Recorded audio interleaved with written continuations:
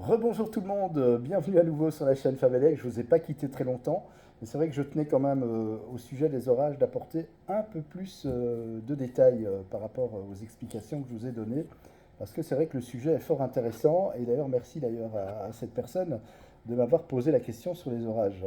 Alors, j'ai pris quelques notes, donc vous inquiétez pas, vous voyez que je regarde sur le côté ici de l'écran, c'est normal puisque je suis en train de lire en même temps ce que j'ai noté. Donc, il y a le mouvement d'air et de collision, effectivement, à l'intérieur du cumulonimbus. Ce sont de puissants courants ascendants et descendants qui transportent les particules d'eau, de glace, de poussière. Ces particules entrent en collision, elles se frottent les unes contre les autres, ce qui génère une séparation de charges électriques.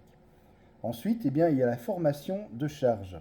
Les particules plus légères, comme les cristaux de glace, ont tendance à se charger positivement. Elles montent ensuite dans le nuage. Et les particules plus lourdes, comme les gouttes d'eau, se chargent négativement et descendent vers la base du nuage. Ensuite, il y a la polarisation des charges. Cette séparation crée une forte polarisation des charges à l'intérieur du nuage, avec des charges positives au sommet et des charges négatives à la base.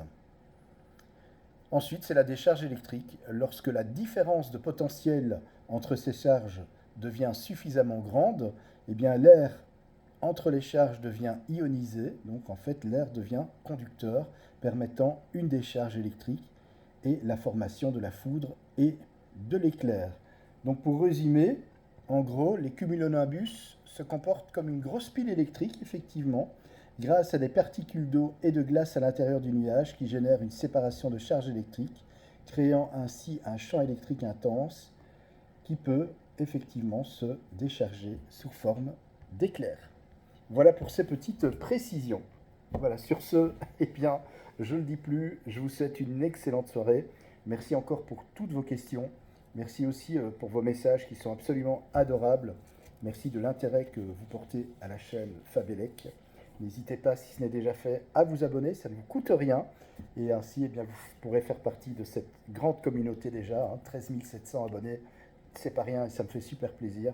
Donc n'hésitez pas à rejoindre la communauté en vous abonnant et puis posez vos questions auxquelles je me ferai un plaisir de répondre.